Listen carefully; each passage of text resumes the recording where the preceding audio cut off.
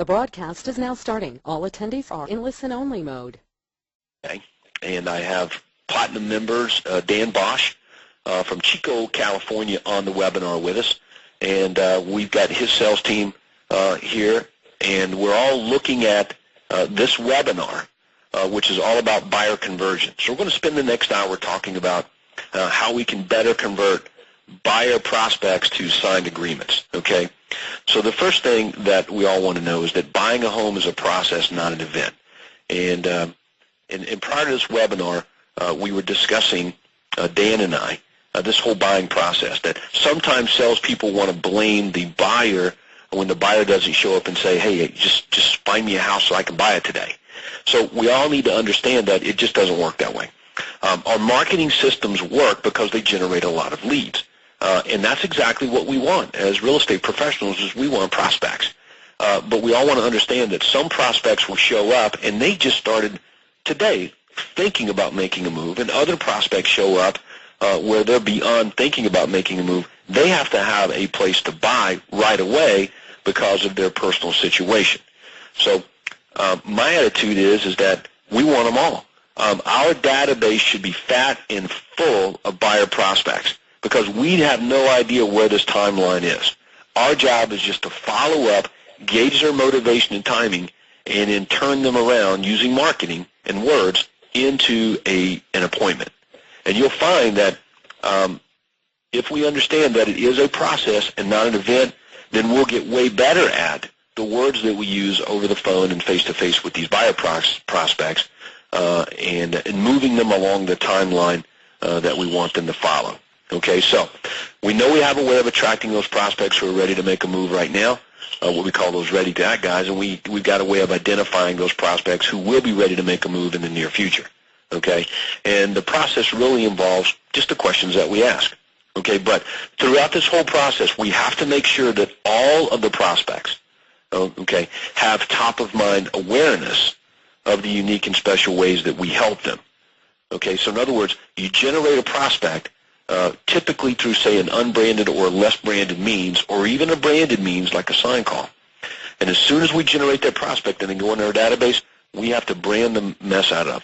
They've got to know why we are the buyer agent of choice.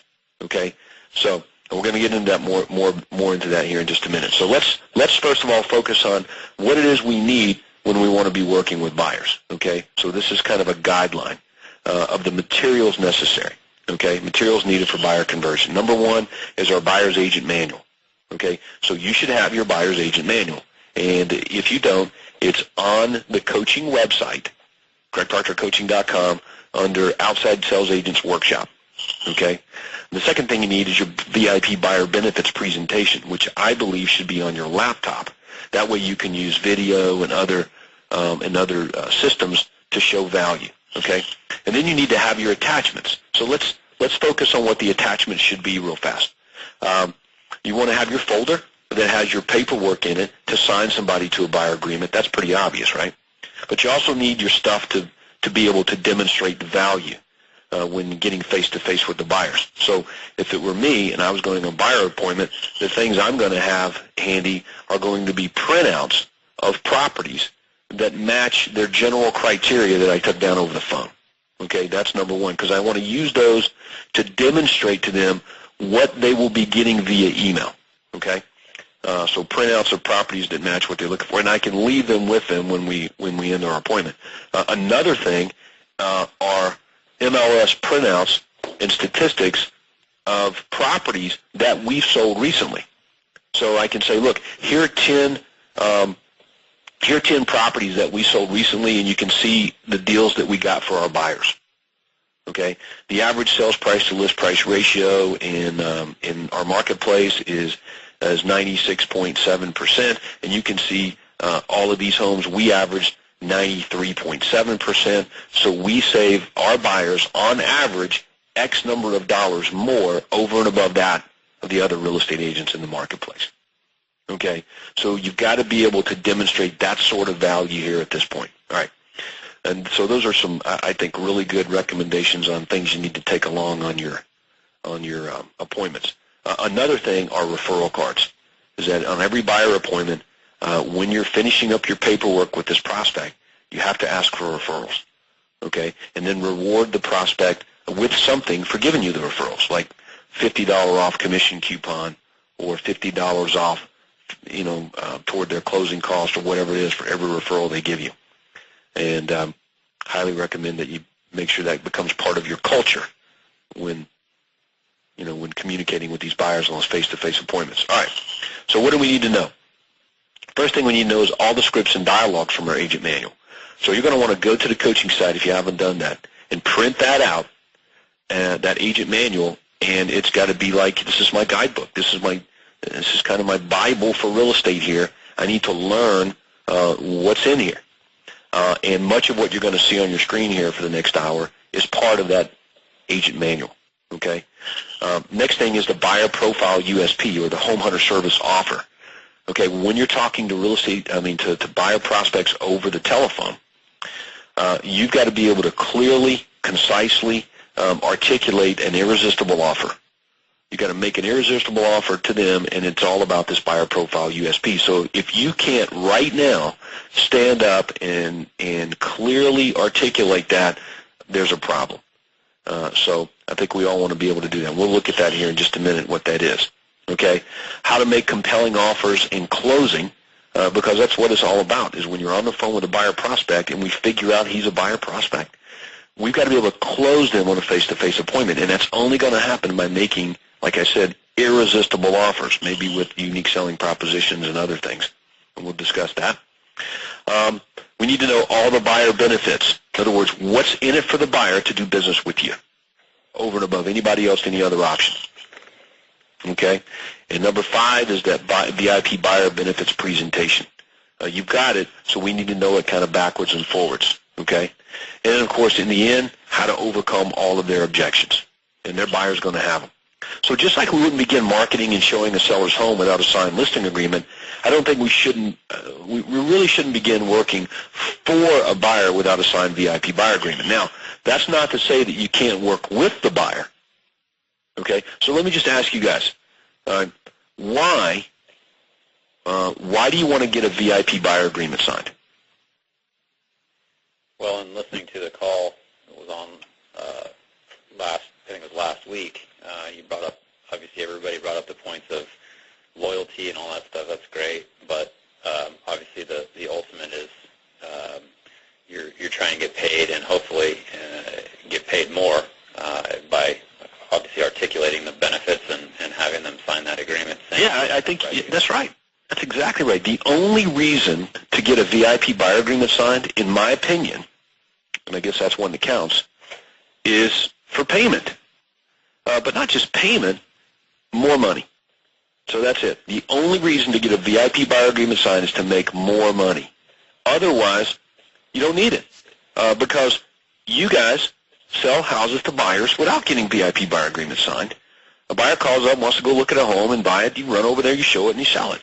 But again, he's not getting any extra services from you or benefits, and there is the risk of losing them as a customer. Whereas if you have them as a client, you can provide more benefits, charge more money, and you're less likely to lose them. That's it. That's the only reason. Okay, but it's not to say that you don't. That's all you work with. Like, you got no problem if a buyer called you up today and said, "Hey, I'm looking at this house over here at 123 Main Street. I'm interested in buying the thing." You got no problem with running over there and selling it to them. But I've had agents in the past say, "Well, before we do that, meet me at my office, or let me come to your house." And it's like the buyer's ready to buy, but the buyer's agent is being an idiot and wants to sit down for a face-to-face appointment to get a VIP buyer agreement signed, while the buyer is sitting there saying, "I want to buy, I want to buy, I want to buy." When they're ready to buy, if you ever get those calls, and we do sometimes, then you got to sell. You don't want to interrupt that process, in my opinion. Okay?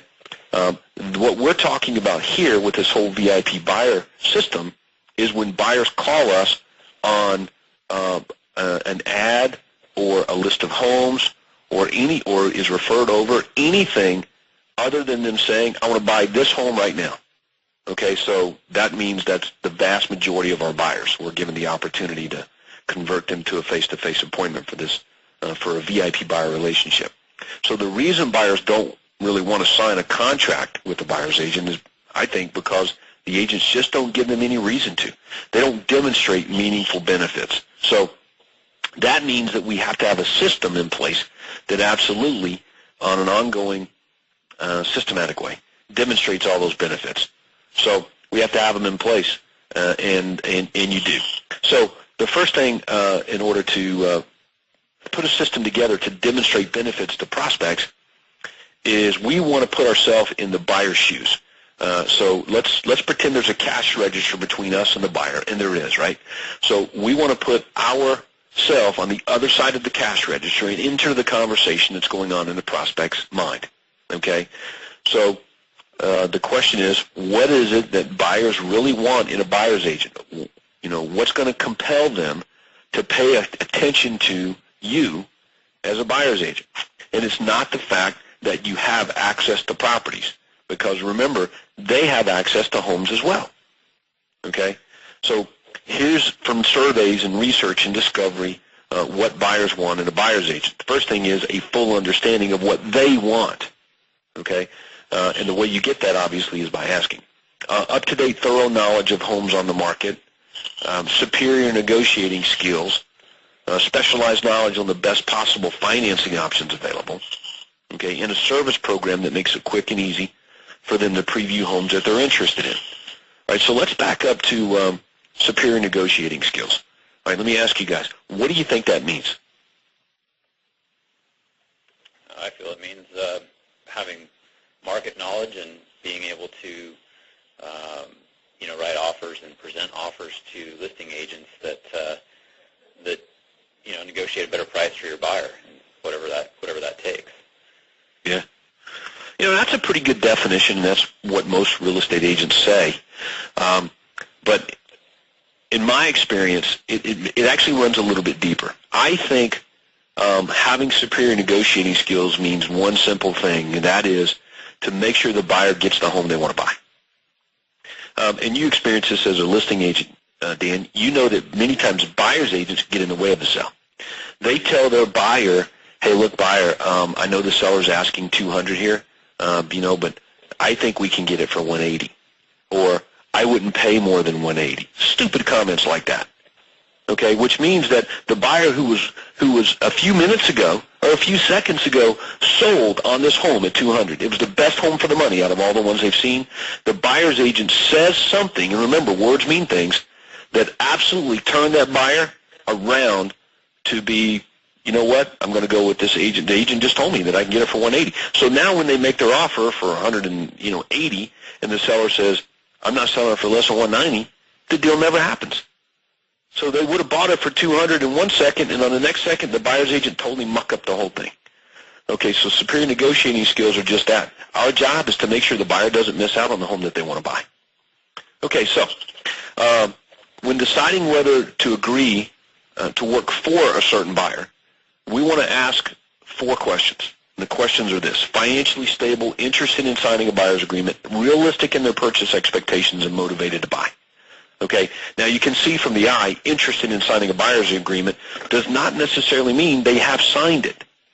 Okay, so buyers who fall into this firm category, those are the buyers that end up in my car. They're car worthy, if you know what I mean. So those are the ones we're going to cart around, follow up with, continuously closing to get them into properties. So our job then is all of these buyer prospects that are trickling in on a monthly basis is to move them into this category of being firm. Okay? So let's figure out a little bit more how all that should work. Now, the goal of all of this is to obtain an appointment so that we can get that VIP buyer agreement signed. Okay? That's going to lead to a house. There are 3 ways to grow your real estate business. We talked about this. Number 1 is to acquire more clients. And the reason is those clients lead to more sales. Only from real estate clients, sign listing agreements and sign buyer agreements, can you be assured you're going to end up with more sales. Okay? So one of them, acquire more clients. Secondly, obviously, is charge more per sale. And the third one is get your clients to come back and buy something else from you as often as you can. So only 3 ways. Okay, so get more clients. That means signed agreements. So that's obviously the goal with these buyers. Okay. Now, what do we say to them? You should have the universal callback script. In my opinion, you should have it memorized backwards and forwards. Okay, and you can see the buy side, you can see the seller side. So it's a real simple call that you make to these seller prospects. So these buyer prospects. So whether it's a sign call or an ad call or a referral, it's the same script. And the idea is to make a very good offer to the right prospect. Okay, now, but if you run down through the script, and we're not going to role play it too much, but if you look at this script, the first part is when you call the prospect back. And to me, that's probably the biggest challenge most real estate agents have, is just reaching the buyer on the telephone, right? So you call the prospect back. Just remember what they're thinking is just like we're thinking when our telephone rings. Like, who are you and why are you bothering me? Okay, so we have to answer that question right out of the chute when the prospect answers the phone. Like, hey, Mr. Smith, this is Todd Walters with the Realty Team, and the reason I'm calling is I received your request for X. And X is whatever it is they asked for. More information on a particular listing, the price of a particular house, a free list of distress sales and bank foreclosures, whatever it is they asked for, that's what I'm identifying. So, hey, Mr. Smith, this is Todd Walters with the Realty Team, and the reason I'm calling you back is I received your request for the asking price of $1065 going a quarter. Okay?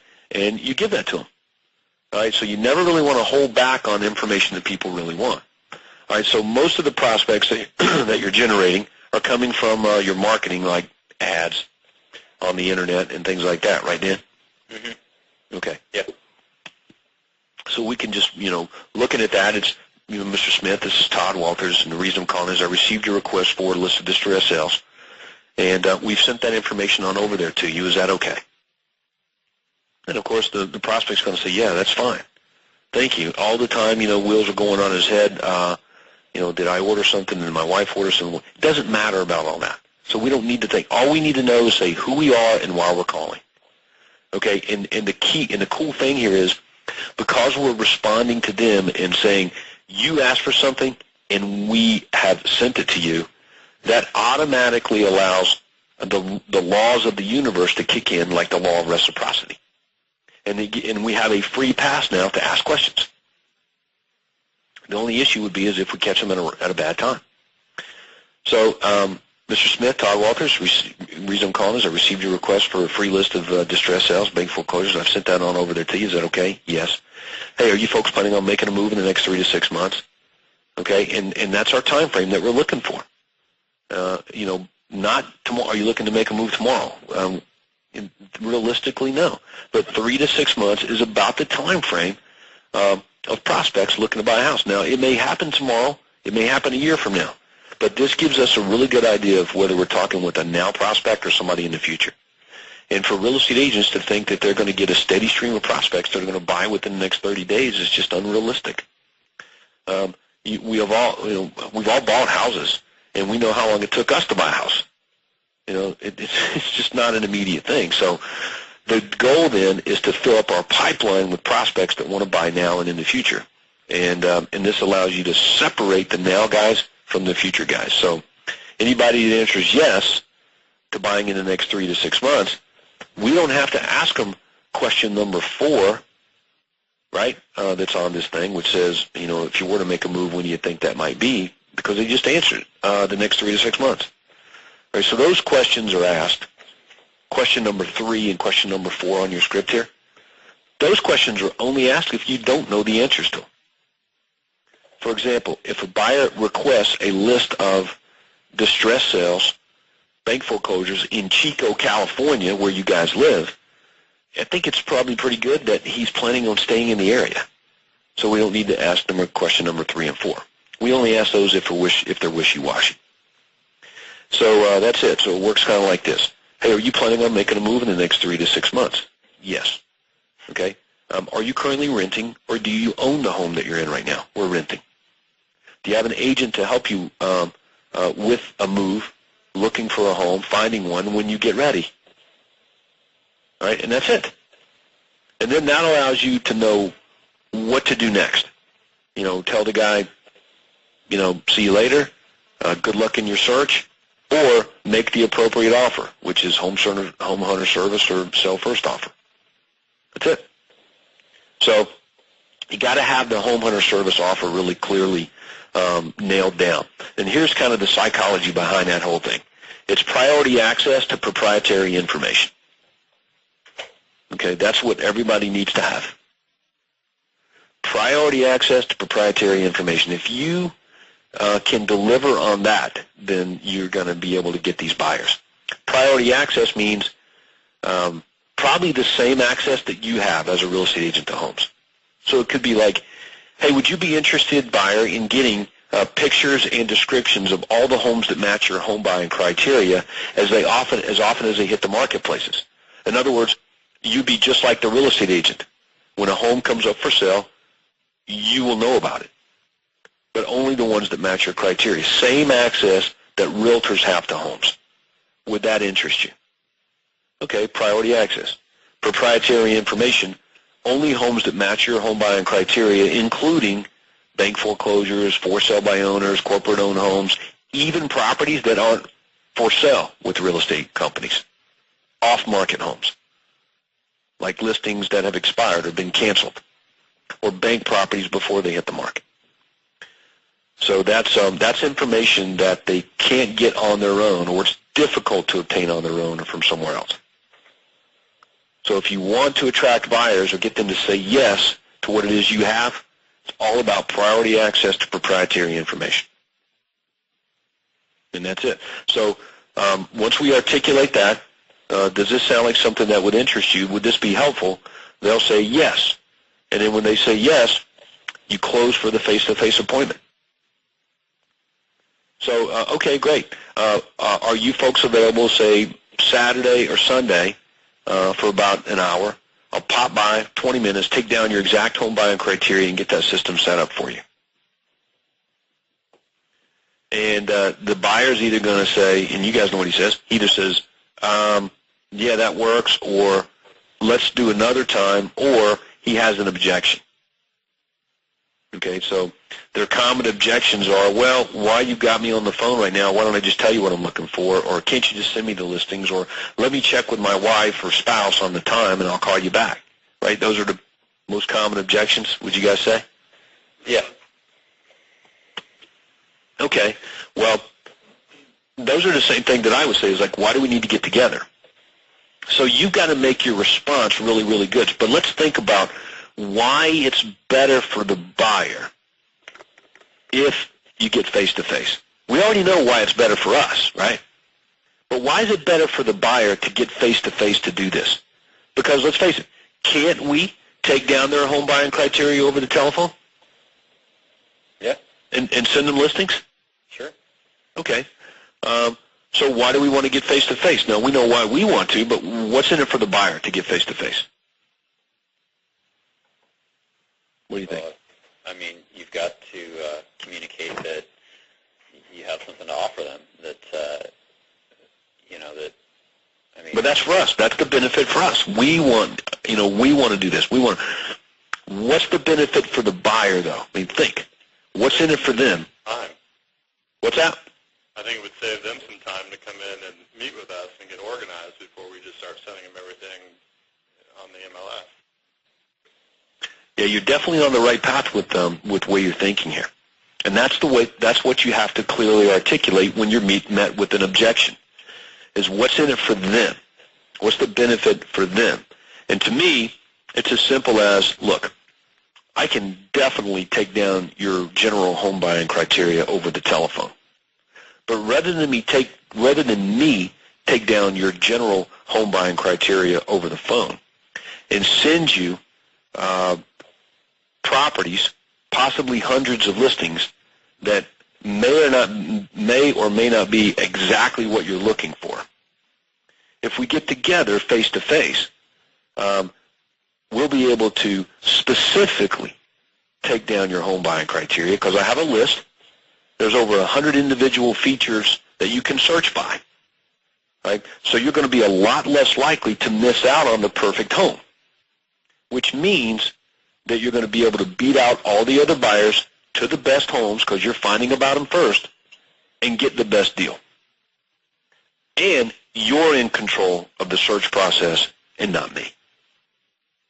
Right, that's it. So it's complete buyer control and less likely to miss out on the perfect home.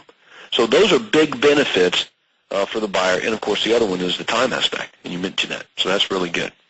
So I think that dealing with objections that way, you'll be able to convert more of that will make perfect sense to them. And you just ask them, does that make sense? And they'll say, yeah, it makes sense. Okay? And then, that's your best offer. So once you make your best offer and you don't get the buyers to follow through with the appointment, you've made your best offer. You either have to come up with a better offer, which means that you can get on the phone with me and say, I'm getting these objections, what can we say to deal with these objections? Or the buyer's just not ready. Okay? Now, let's deal real quickly with the prospects that just want to see the home they called on. All right? So if you look back up the script here, and I'm calling a prospect back that says, and I say, hey, Mr. Smith, this is Todd Walters with the Realty team. And the reason I'm calling is I received your request for more information on our property over there at 1065 Gunner Court. And Mr. Smith says, yeah, I want to see that home there at 1065 Gunner Court. Okay, so what do I do at that point? Well, in my opinion, I think you need to give him what he wants, which is a time to see the home. Okay, Mr. Smith, how about 3 p.m. tomorrow afternoon? Does that work for you? And if it doesn't, then schedule another time that does. But get the appointment out of the way. It's not that we're going to run over there and show him the property at that time, but we want to fulfill his request. Okay? So when you want to see that tomorrow, great. 3 o'clock tomorrow afternoon, done. And then you just run back to your script. Okay? Hey, Mr. Smith, are you folks planning on making a move in the next 3 to 6 months? Are you guys currently renting or do you own? We're renting. Do you have an agent to help you when the time is right? No. And then you make your offer. Hey, would you be interested in getting pictures and descriptions of all the homes, including this one, that match your exact home buying criteria, sent over to you as often as they become available? We have a special system, computerized system that searches all the homes out there, including bank foreclosures, company-owned homes, and other distress sales, as well as all the listings by real estate companies every day, even while we sleep. And you will find out about these properties at the same time real estate agents do. So you'll be able to beat out all the other buyers to the best homes. That's a free service, and you're not obligated to buy anything. Does that sound helpful? And if the guy says, yeah, that sounds great, then obviously I'm going to close now for a face-to-face appointment to do that before we go look at the other home, because there may be some others available that he might want to see at the same time. Pretty easy. All right? But if he says, no, I don't think so. I'm only interested in this home. I only want to see this one at 1065 Gunner Court. Okay. Now I'm going to deal with what I consider to be an objection. Okay? And there's 3 ways that you can handle this objection, and we're going to run through them right now. But before I ever do that, I got to make sure I've got all my information here. Okay, so let's make sure I got all your contact info there, Mr. Smith, got your name, got your email address, blah, blah, blah. Phone, okay, great. Now, we're going to see that property at 3 o'clock tomorrow, but the owner of this home here at 1065 Gunner Court respectfully requests that all the buyers that come over and look at their property be pre-qualified, pre-approved to buy. So is it okay if I ask you to fax me a copy or email me a copy of your loan pre-qualification letter? Well, I don't have one. Okay, well, no sweat. I really want you to see this property, so is it okay if I have a mortgage company give you a call, and they can do that for you right over the telephone without even having to pull your credit report, and you're not obligated to use them? This way, when the homeowner asks me that question, I can be honest with them and tell them. Is that okay? Or whatever it is. Hey, can you give me the name then of your mortgage guy, and I'll call them so you don't have to. Okay, so you want to make it easy for them to do this. Now, the reason that you want to do this is because he's objected to, he turned down your offer on getting access to all the homes. He's only interested in seeing this home. So our job, your job, primarily is to see if this prospect is predisposed to buying this home. Remember, firm formula. Okay, and if you approach it that way with the number one, you're going to be fine. So if he doesn't clear the hoop, then it's over, right? I mean, think about it. If the buyer's like, why do I need to do that? Well, I'm not talking to any mortgage guy. Well, do you think he's really interested in buying this house? No, right? So if he pushes back on it with any great, but you got to make it easy and not threatening to do this. And I think what's on your screen right now does a good job of that. So he clears that hoop and he says, yeah, that's fine, no problem. I'll talk to you. Yeah, just have your guy call me. Okay, or yeah, here's the name of my mortgage guy. You call him and you can talk to him if you want to, whatever. Okay, so done. He cleared that hoop. Then I just go to hoop number 2, which is, hey, since you haven't seen this property yet there, Mr. Smith, let me share a little bit more about it, give you some of the details on it. Okay, it's a 5 bedrooms, 4.5 bath, 2-story, traditional. 3 of the bedrooms are upstairs. The master bedroom's on the main level, and the remaining bedrooms are in the lower level, the basement, which is finished off. And I'm going to read everything that's on the MLS printout to Mr. Smith. And it's not that I'm trying to, talk him out of seeing the property. I just want him to know what he wants to go see. Because 7 times out of 10, Mr. Smith's going to say, I didn't really want that master bedroom on the main level. I didn't know it was in that school district.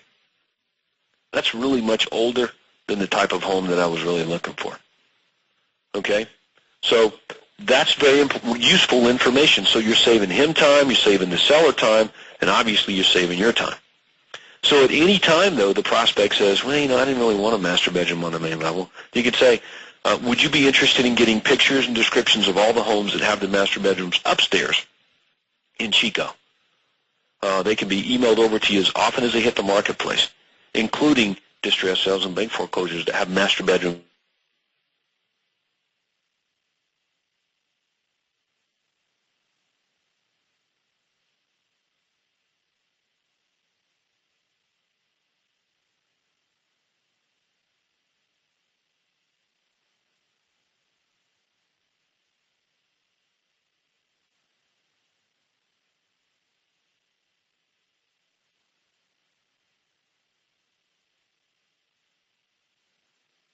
Go back again, describe the house, and if they say, yeah, that's exactly what I want, then you're on your way to showing it to them. If they say, well, I didn't want the master bedroom on the main floor, then you make the offer again. You make the offer again, but tie it specifically to what they want. Okay. What's my concern is that they've already said, no, I don't want to do that. Well, remember, he said, I just want to see this home. So in his mind, he heard something, but he was primarily interested in this home first. So he rejected what you said before. Well, now he's no longer interested in this home because he wants something specific. So you offer him that something specific. So in the scenario I used, which was, I didn't know it had a master bedroom on the main level. We don't really want that. We want the master bedroom upstairs. So would you be interested in getting access to all the homes that have master bedrooms upstairs in that same area? Okay. And of course, it's logical, right? That's exactly what he said he wanted. So I just offer that to him, and it's the same offer. It's just a different way. It's more specific to what he said he wanted. So, but if he says, yeah, that home sounds great, that's definitely what I'm looking for, then you're on to step number 3. Okay, which is, okay, Mr. Smith, let me ask, assuming that the property meets your needs, were you planning on making an offer on it when we take a look at it tomorrow at 3 o'clock? And the reason I'm asking is I want to make sure that we have enough time in the schedule to put the offer together. Well, I don't know about that, Todd. I mean, we just started looking. I don't know about any offers. Okay? Now, this is very important because if the guy says, well, yeah, man, if it's what we're looking for, we're buying it. Okay, then I'm on my way. Okay? But if he says, nah, I don't know, we're not making any offers. We still got to sell our home, or, we've got our lease that we're in right now, or whatever their thing is, then I get to come back and say, oh, so you may be open to other properties that match your home buying criteria that could even be better than this one, right? And he's going to say, yeah, sure. So if he is, then I get to close for that face-to-face appointment. But the whole idea here is to non-threatening, just make sure the buyer's predisposed to buying the property that they said they were so interested in taking a look at. Otherwise, we become taxi cab drivers wasting their time, ours, and our seller. So, but that's the how to deal properly with that objection. I'm only interested in seeing that one home. Now, one question for you. They call in on that house, and you say, you get to the point where you say, would you be interested in getting access to all other listings as they come on the market? And they say, yeah. So, well, why don't you come into my office? We can sit down. We can, go over it, and then we can go take a look at that house. And they say, well, we're just meeting at that house anyway. Why don't we just do it there? Obviously, that's not the best environment to be doing that in. So, what would you counter that with?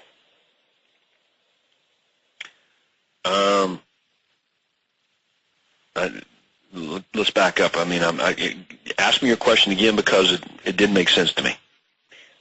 Well, logical progression, if I'm the buyer and I call in and I say, yeah, I want to see this house, and the person says, hey, would you be interested in access to all listings that match your criteria, including bank foreclosures?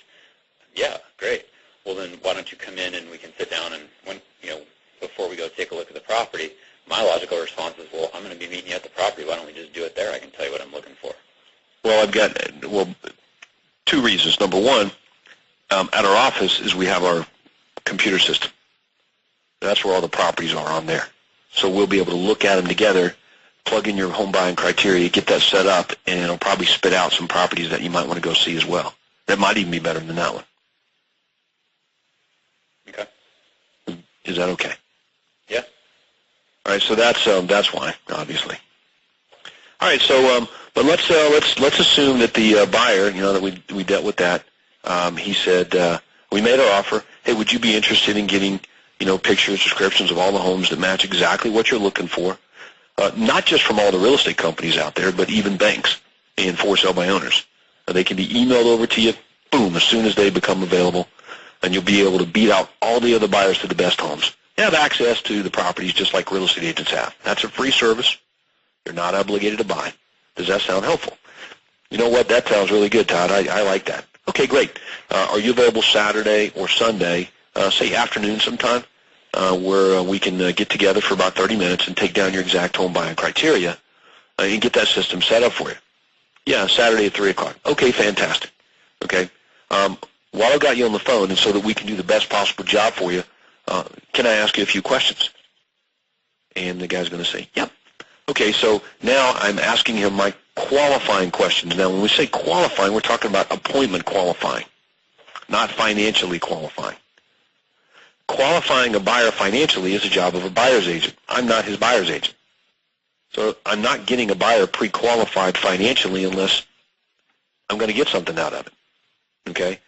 So just understand that I look at these things much differently. I want buyers in my database that want to buy homes. I don't give a crap if they're qualified to buy today or not.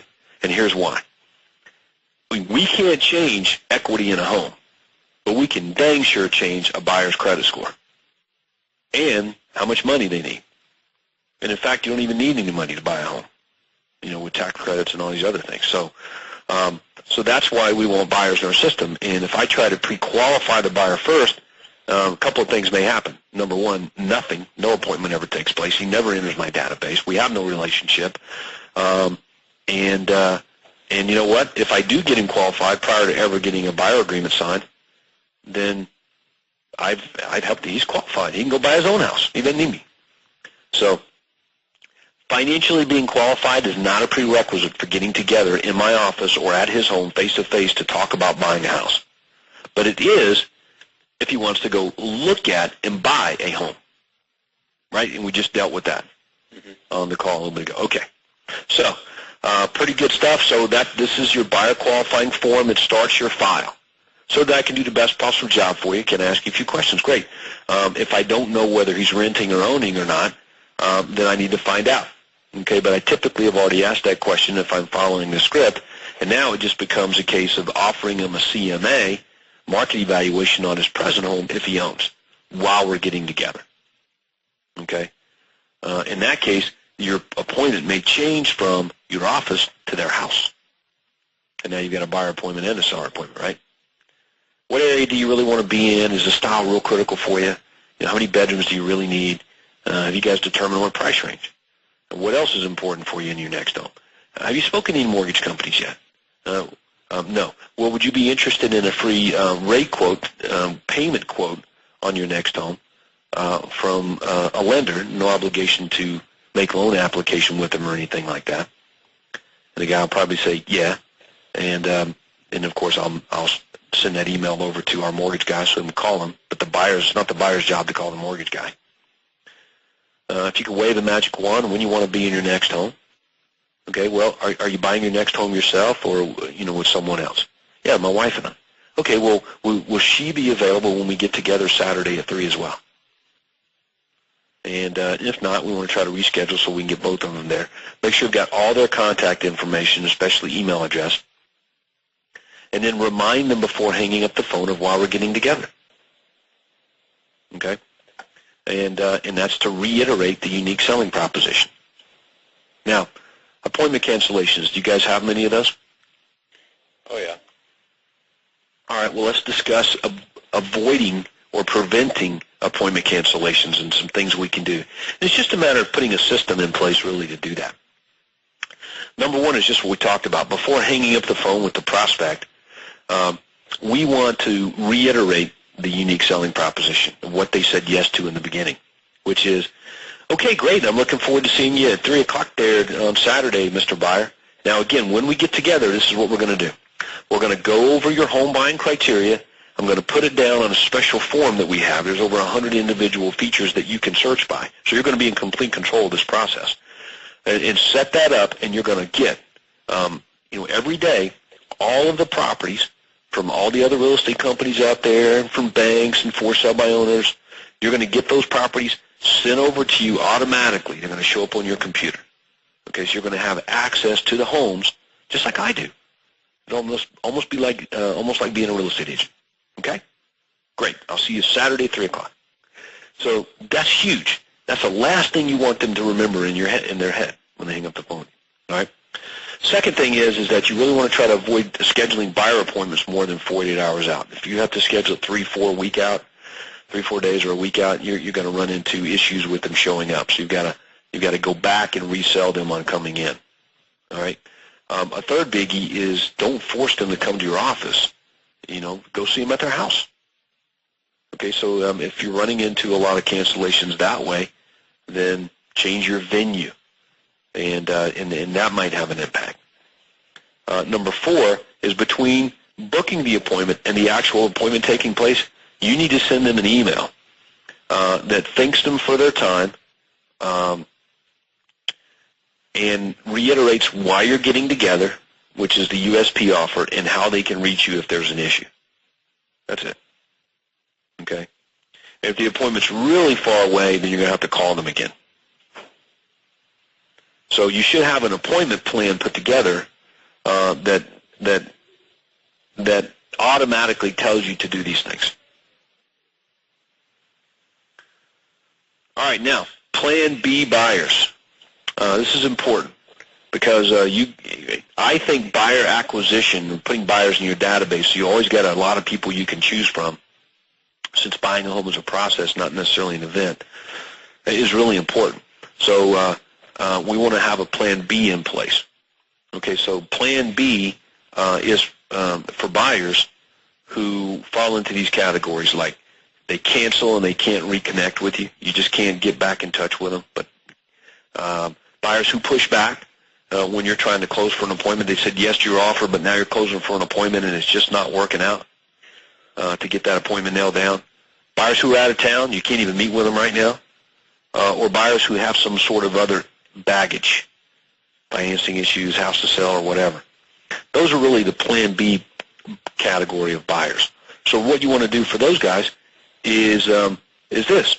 Hey, while I've got you on the phone, buyer, why don't you tell me what it is you are looking for in a home, and I'll be more than happy to send you some snapshots of some available properties that match your criteria, give you an idea of what's out there right now. And then you're going to follow up with them around the homes that they're getting.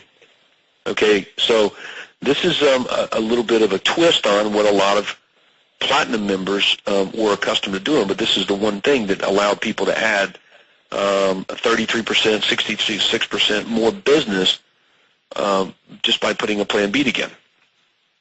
Okay, in other words, if you can't get them to commit to coming in, you've done all you can. So you've got to go to Plan B. So it could be like, I've got you on the phone, Dan. Tell me what it is you are looking for in a home then. Take down their home buying criteria, send them snapshots. So you're giving them the home hunter service, so to speak, anyway. And again, I'm just telling you, the home hunter service is just not that big a deal. Buyers can get homes on their own. So you're not going to be able to convert buyers to sign agreements using the home hunter service. Okay, it's just not valuable enough.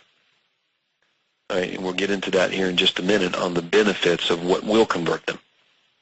But priority access to proprietary information, things that they don't believe they have access to right now, to me is the only way that you can probably get them to say yes to getting face-to-face. It's got to be something that they can't get access to right now. But if you're offering them something that they have readily available to them, that they feel like they can get on their own or from other sources, not going to get an appointment. That's why I put so much emphasis on that whole priority access to proprietary information thing. Okay, so we've got the buyer, the Plan B guy. He pushed, I made the offer. Would you like X? He says, yeah, I want that. I closed for the appointment. He says, well, I don't know about getting together right now. We just started looking. I don't think we're really that motivated to do that. Let me just call you back when we're a little closer to doing something. Okay?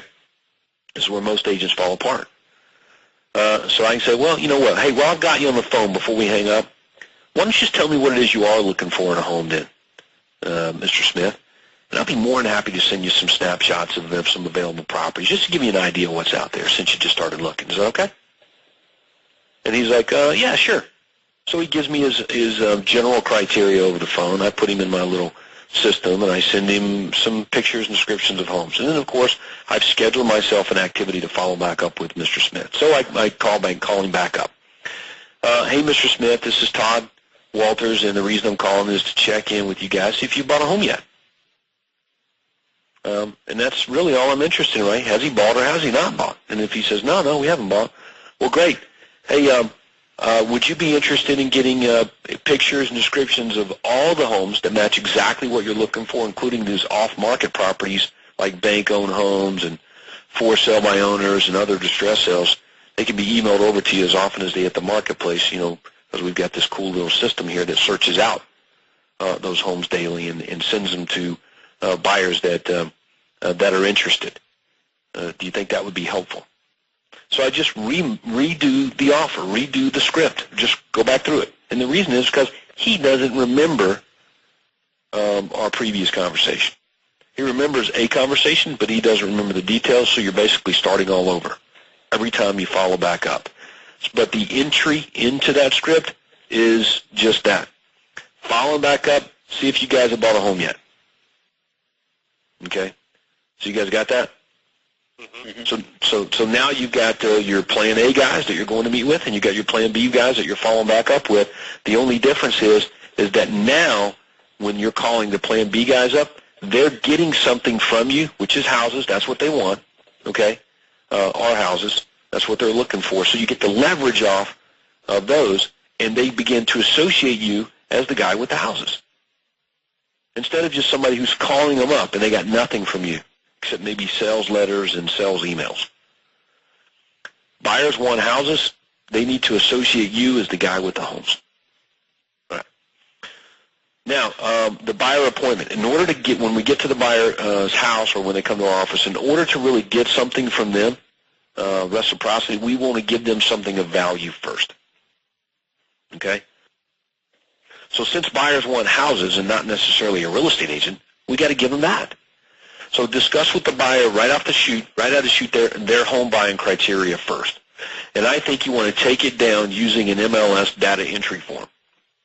In other words, the same form that you would use to list a house, That's the same form you want to use when you're taking down their home buying criteria.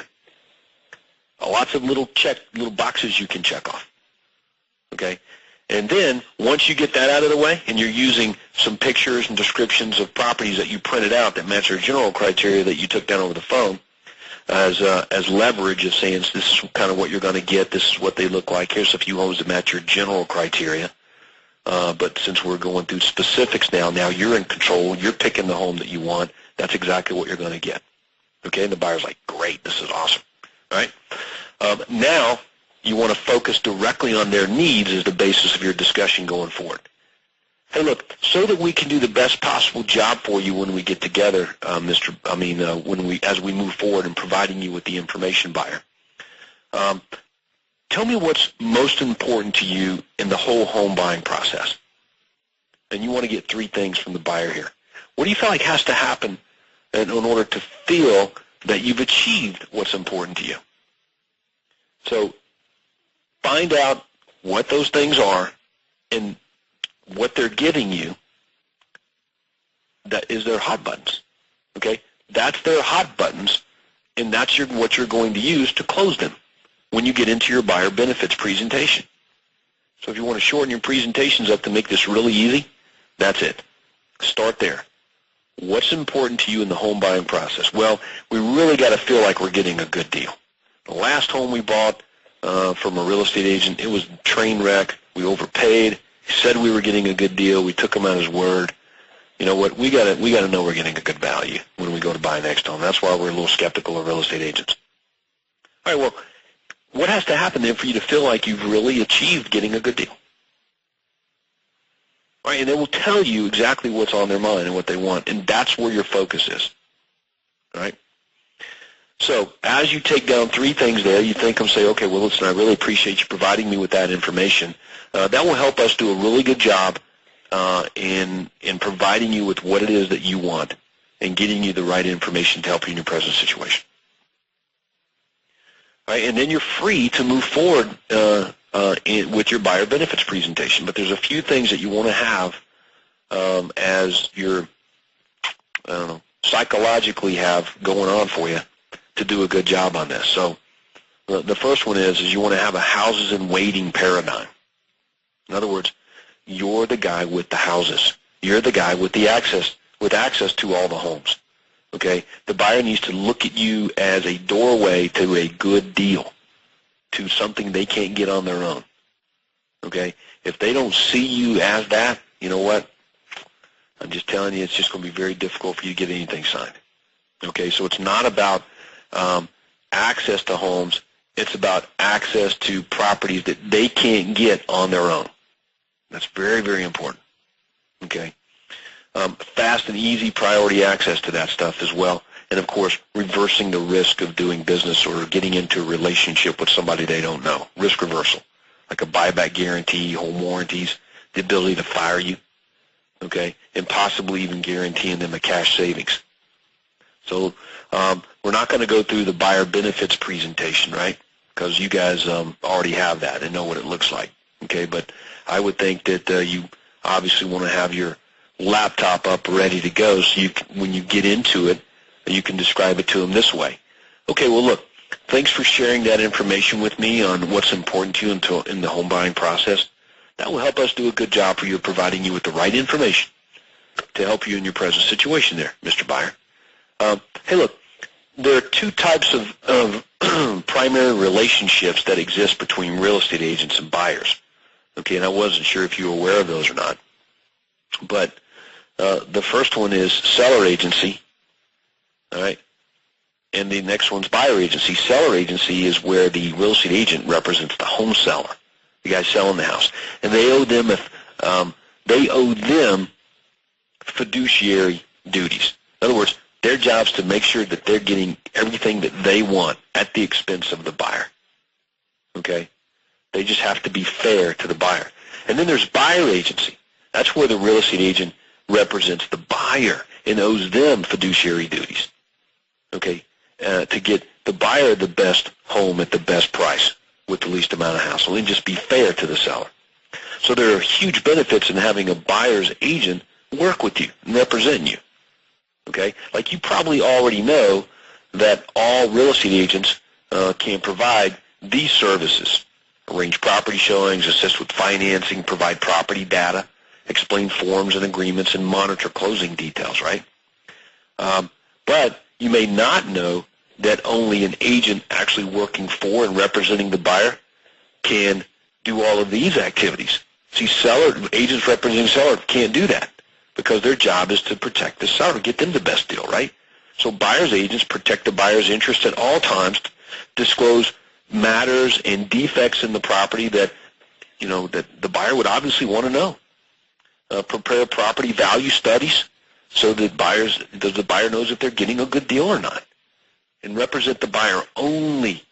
Structure offers to promote and protect only the buyer. Keep the buyer's financial capabilities, thoughts, willingness to pay more even for a property strictly confidential. And represent the buyer on all properties, whether they're listed with real estate companies or not. Negotiate home inspections, repairs, occupancy dates, buyer credits, closing costs, everything in the buyer's favor so they're getting the best home at the best price with the least amount of hassle. Okay, so, Mr. Buyer, are you more comfortable with buyer agency or are you more comfortable with seller agency? So, see, that's your trial close right there, right? Now, if you've done a good job at this point of giving them access to homes, demonstrating value, that you're giving them access to properties that they can't get on their own or from anywhere else, okay, and focused on their needs as the basis of your discussion there, it's a 5-minute buyer benefits presentation. And when you ask that question, are you more comfortable with seller agency or are you more comfortable with buyer agency, they're going to say, well, we're definitely more comfortable with the buyer agency thing. So if they are more comfortable with that, then that's your green light to fast forward to the paperwork. Okay? But if they give you some resistance, well, I don't know, we bought the last home, with ourselves. We didn't use a real estate agent. We're a little uncomfortable with real estate agents. So I think we're just going to do it that way now, Todd. Thank you. Well, you know what? I got to continue on through the buyer benefits presentation, right? I got to say, well, let me just share with you then some of the things that we do that could probably help you save even more money than you might even thought possible. And then you continue on through your buyer benefits presentation. But for the sake of our call today, webinar, why don't we just assume that they're, yeah, Todd, I really love the buyer agency thing. That sounds really good to me. Okay, then we're going to fast forward through to our paperwork, right? So let's take a look at the VIP buyer agreement then. So I go straight to the paperwork, and then I just go through all the benefits for them, one at a time. Discuss the benefits intimately, especially since we haven't done it in our benefits presentation. And I focus in on how they're going to benefit, and I tie our services to what they said in the beginning was most important to them. Hey, we really want to know we're getting a good deal. Okay, so I'm going to tie all of these things into that. We're going to assist you in securing the best financing. We're going to provide you with regular updates of properties that match exactly what you're looking for. You can drive by them on your own. There's never any pressure to buy. We'll arrange private showings of any property that you want to see. Doesn't matter who the owner is. When you find a property, we're going to discuss the best strategy regarding, the offering price, the financing terms, etc. We're going to help you prepare the offer with terms weighted in your interest. Okay? Present the offer on your behalf. This is important. Present the offer on your behalf and negotiate in your favor to make sure you get the best possible deal. Recommend competent affiliates to help you with the total home purchase process, which includes legal expertise, home inspections, appraisals, all these other things. We're going to be available to answer any questions you might have along the way, and there's some other big bonuses that we have to offer as well, like a home warranty that will protect you if something should break after you move into the home, like the air conditioner or hot water heater. The home warranty company will cover the expense of those things being replaced. You're going to get one of those. You don't have to pay for it. You'll receive our written guarantee that if you're not happy with the home that you like, we'll buy it back from you. This means that you're in complete control here of the process. You don't have to worry about us trying to ram a home down your throat because we're ultimately responsible for that. And if at any time you don't like the job that we're doing for you, you just pick up the phone, tell us that we're fired, and we'll collect our things, and you go. We don't want to get in the way of you buying a home and having a pleasant experience through the whole process. So, do you have any questions about the benefits of our VIP buyer system? And are you okay and comfortable with us helping you purchase your next house? Okay, so there you are. And I can say, okay, great. Do you know how real estate agents get paid? Yeah, there's commissions and all these kinds of things. So, yep, that's right. All these home sellers out there, regardless of who it is, they're waving this giant flag around. And the flag says, hey, agents, get a buyer over here to my home and sell it, and I'll pay you. So in other words, buyers, agents are getting paid out of the proceeds of sale. That's how they get paid. So our fee of 3.5% of the purchase price is going to be paid to us by the seller of the home that you're buying. Okay? You just agree to pay us an access fee, a processing fee of $495, so we can get this whole process started. That's it. And when you buy your next home, we'll make sure that that gets credited back to you. Are you okay with that? And that's it. So the form that you guys are looking at right now makes it easy to collect a retainer. Okay? Bottom line is you just have to ask for it. Now, if you guys aren't comfortable with that, then don't do it. But I'm just and eventually if you do it, and eventually when you get good at it, then you'll take away going to be credited back to you part. Or you could say our fee of 3.5% plus a transaction fee of $495 is going to be paid by the seller of the property that you're buying. You just agree to pay us an access fee of $495 to get going. This way, when you credit it back to them, you're still getting it from the seller. So there's several ways you can approach that. You guys just have to decide what that's going to be. But not asking for the premium. Let me be real clear on this. Not asking for the premium, which is an increase in commission because you're adding extra value to them and the services that you provide, okay, in payment now is a sin. It just is. It's hard to run your business if you're not getting paid.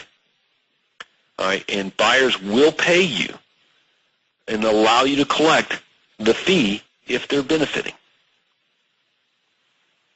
So, do you guys see any issues or have any questions about that? Mike? I would just question the fact that, like, on our form that we use for California Association of Realtors has a spot where for the buyer broker agency, you put in the commission, and it states in there that the buyer is responsible for paying that fee, but that any amount received from the seller is credited towards that. So it gets kind of convoluted, and buyers. Yeah, that's why we don't use that form.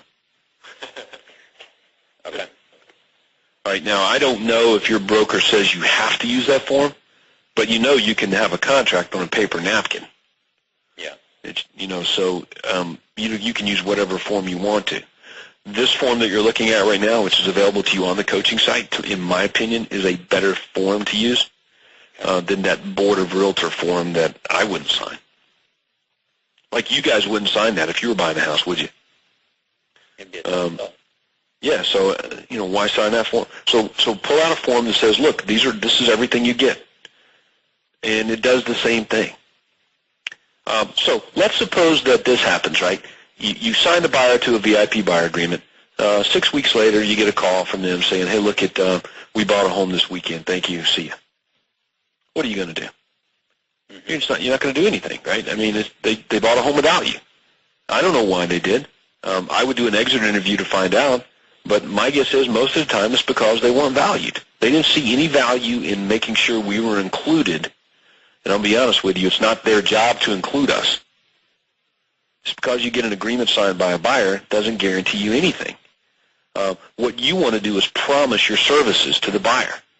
And you can see right here at the bottom, these are the services that we're providing. But if we don't get paid X number of dollars, what's spelled out right here, you don't get these services. Performance of these services are conditioned upon us being paid X. All right, so that's clear. And most buyers seem to know that if you get the response, isn't 3% normal? I heard you guys paid 3%. Well, commissions are totally negotiable. Some of them are maybe 2.5, and some of them may be 5. We just don't know. That's why we're saying our fee of at least 3.5% is going to be built in and paid by the seller of the home that you're buying. Is that okay with you? Okay. And then the other question is, you get into the negotiations with the listing agent, and my recent experience is that they don't know how to handle this, because they were offering 2.5. I wrote in 3% in the contract, and they accepted the offer less the commission, changing the commission. So how do you communicate that effectively to the other agents and still negotiate on your client's behalf? Yeah, when you submit your offer, okay, let's take a look at that. And let's see if we can fast forward here and deal with just that. Hang on one second here. I'm going to pull it up. All right. Negotiating. Found it. Okay, so let me throw that up on the screen here for you. Okay. Preventing miscommunications and getting our fee. That's what you're talking about, right? Mm-hmm. Okay. So, the buyer finds a home they fall in love with. Oh, I love this house. I got to have it. Okay, great. So, seller's asking $200,000. What do you think about the price? I don't know. What do you think? Well, it's the best home for the money out of all the ones we've seen. So I guess that means it's already a good deal. Chances are, if you like it, somebody else is going to like it too. Why don't we run back to my office here? Let's sit down, pull up some tax information on the property. Let's just make sure this this thing doesn't get away. But before we do that, let me pick up the phone here and call the listing agent. All right. So I got my cell phone. I'm in the listing agent's. I'm in the house, the listing, with the buyer right in front of me, and I call the listing agent. So I get the listing agent on the phone. And the listing agent's name is Dan. Hey, Dan, this is Todd Walters here with the Realty team. I was standing in your property that you have on the market right now at 1065 Gunter Court with Mr. and Miss Smith, buyer, and we just had a few questions for you. Is the property still available? Okay, great. Do you have any offers on it right now? Okay, fantastic. What is the seller's timeline for getting out of this thing? Right. Hey, do you have a copy of the tax in tax records and survey and seller's property disclosure statement that you could fax me? Okay, great. Hey, look, if I get an offer to you on this home over the next, say, couple hours, how soon do you think you can get it in front of the seller? Okay, good. Look, is there anything else that I should know about or should include in any offer? How's the seller's flexibility with the price? And I threw those up on the screen so you could see them right now, but that's where this whole process starts, is in communication. I have a buyer. I'm in your house. Now I've got the buyer looking at me while we're on the phone with the listing agent. If anything goes sideways in the future, they're not going to blame me because I'm including them in the process. And I'm starting this process right now with the listing agent, right? Okay, so I get that done. We head back and we write up an offer. Now I'm going to show you real fast here within about 10 minutes how you can get for your buyer and yourself everything you want and need going forward. Okay? So the first thing is that let's suppose the real estate commission is 3%. Your buyer agreement is 3.5%. So you have a 0.5% deficiency. Okay? It's a $200,000 home. That's $1,000. Okay, so buyer, seller's asking $200,000. What do you want to offer? I want to offer $190,000. Okay, $190,000. Remember when we first got together, I told you our fee of 3.5% would be built in. Seller's going to pay it. You're still okay with that, right? I mean, that's what we agreed to. We're going to move forward and do that. Yeah, I don't care as long as I don't have to pay it. Okay, great. So see this blank right here in the contract says closing cost. That's where all that information goes. So while we're doing that, it's and a 0.5 point is $1,000 because they're giving away 3 right now. So we're going to put $1,000 in there for them to pay towards closing costs, and that's going to cover that 3.5%. So you're not paying it; they are. Did you want to, ask for anything else, any other closing costs? Or, yeah, I want to get, $4,000 towards my other costs. Okay, great. So your offer is $190 and the seller paying $5,000 in closing costs. So that's the offer. All right? Now, to make sure that there's no miscommunications here and I don't have anybody else down the road screwing this up for me, I just put in the special stipulations this paragraph that you see right here on your screen. Closing cost, as referenced on page whatever of the purchase and sale agreement, include all of these things. And you can see right there buried in it, buyer agency fees. Okay, so that's important. We can collect fee deficiencies or whatever it is we want to be paid on the buyer's behalf through the closing cost, being paid by the seller, but only if we outline what those things are. And we got to make sure we do those two things. Failure to include that is where things will go sideways. Now, negotiating, okay? I present the offer to the listing agent. Here's our listing. Here's our offer to our listing agent. $190. Buyer wants $5,000 in closing costs. Listing agent says, "Thank you. I'll get back to you." Agent calls me back and says, "Okay, they're not going to sell the home for $190 and pay $5,000 in closing costs, Todd, but they will sell it for $195 and pay no closing costs." Again, this was a $200,000 home. So I'm like, "Okay, thank you. I really appreciate all the effort in getting a $5,000 concession. That's awesome. I really appreciate that." Now, let me stop right there. What most real estate agents would do at that point is hang up the phone. Okay? But if you'll think back what we just talked about on our VIP buyer agreement, the buyer said, "Todd, negotiate on my behalf to get me the best deal." All right? He's authorized me to negotiate for him. So I'm not going to hang up the phone with the listing agent and delegate that negotiating activity to my buyer. I'm going to be the negotiator. All right? I'm not going to be a messenger. And this is where most real estate agents lose control of the whole process, is because they decide they're not going to be a negotiator anymore. They're just going to be a messenger. They hang up the phone. They call the buyer. "Hey, their counteroffer is $195. What do you want to do?" And the buyer's like, "Okay, take it." And you're like, "But what about our fee and all these other things?" Right? So it's a problem. Don't do that. So while you're still on the phone with the buyer, with the listing agent, it's like, "Okay, look, thanks for the counteroffer of $195, hypothetically here. Really appreciate that. A $5,000 concession. That's awesome. I'm very confident we're going to get this thing worked out, but I need to apologize, Mr. Listing Agent, Miss Listing Agent. I'm really sorry that I didn't do a good job of letting you know how important those closing costs were to my buyer." It's huge. So I guess what you're saying then, if they'll do $195 and pay and pay no closing costs, that they would probably do $200 and pay $5,000 in closing costs. Is that right? "Todd, you get us $200, we'll pay the $5,000. Okay, great. So now I've got the counteroffer that I need. My buyer does not want to come out of pocket with these extra fees and costs, and he wants the services that we provided, and is conditioned upon us getting paid. So that's the deal." So I go back to my buyer and say, "Look, got a counteroffer. They said no to $190, but they'll do $200, pay $5,000 in closing costs." All right, which covers all the things you want to need. Less money out of your pocket at closing, so it's a pretty good value for you. You're already saving money right out of the chute. So congratulations on that. Are you ready to move forward? Now let's try it one more time. Let's see if they'll do all that at $195.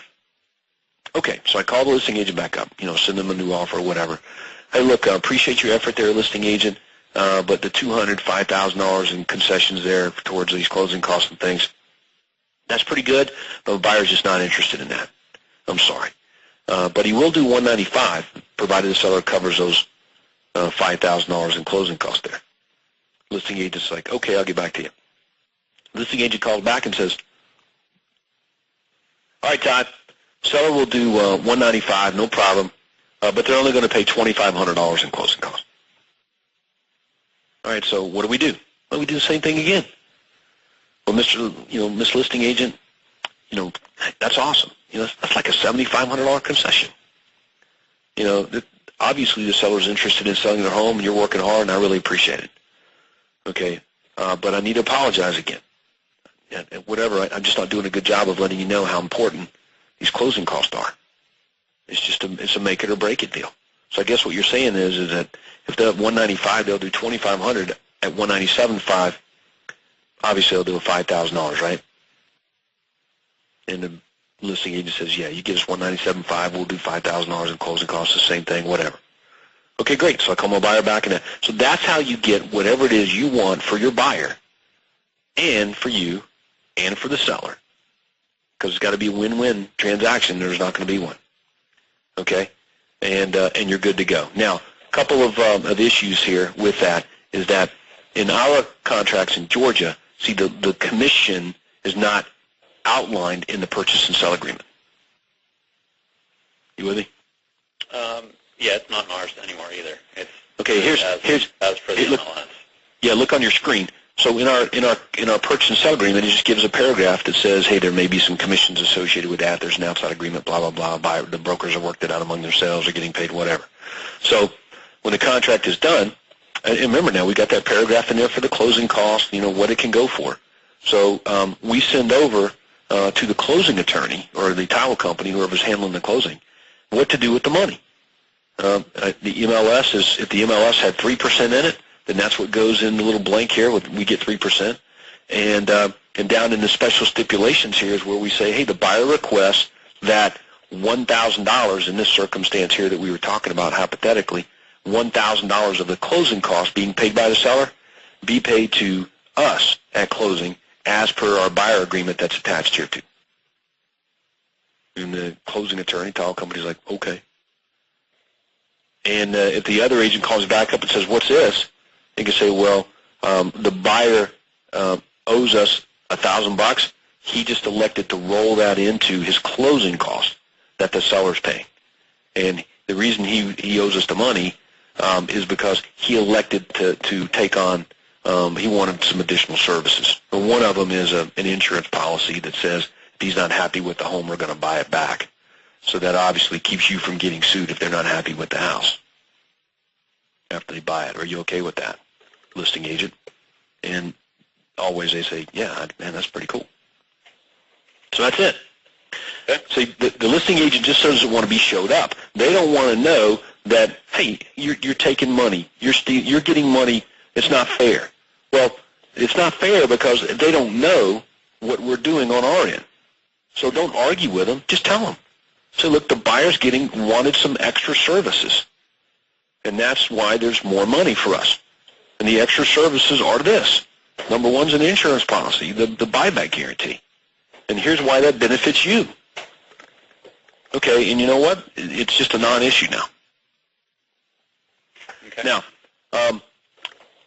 one other circumstance that might happen is that we're at the closing table and the and listing agents make a big deal out of you guys getting more money or whatever, right? So you could do this before if you're at the closing table, and in our state, we're across the table from the home seller.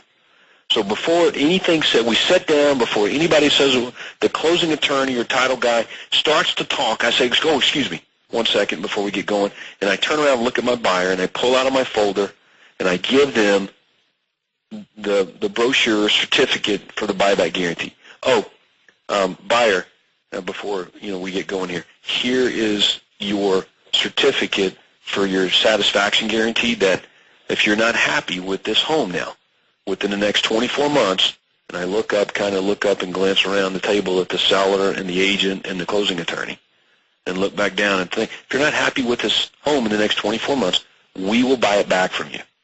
Okay, this is this program that says that right here. Here you go. Thank you. Okay, go ahead there, Mr. Closing attorney. And now the agent ain't saying nothing. Just done. And if they do, I can say, well, yeah, that's that extra money there. That the buyer wanted these extra services, so they've elected to allow that to be paid out of the closing costs. And it's just done. It's over. So it's a non-issue. So that's how you can deal with that whole process. But again, you have to get the buyer's permission to allow you to ask for more money. It's just not going to happen without a signed VIP buyer agreement. And your contracts have to be handled and negotiated with the proper paperwork and statements in them.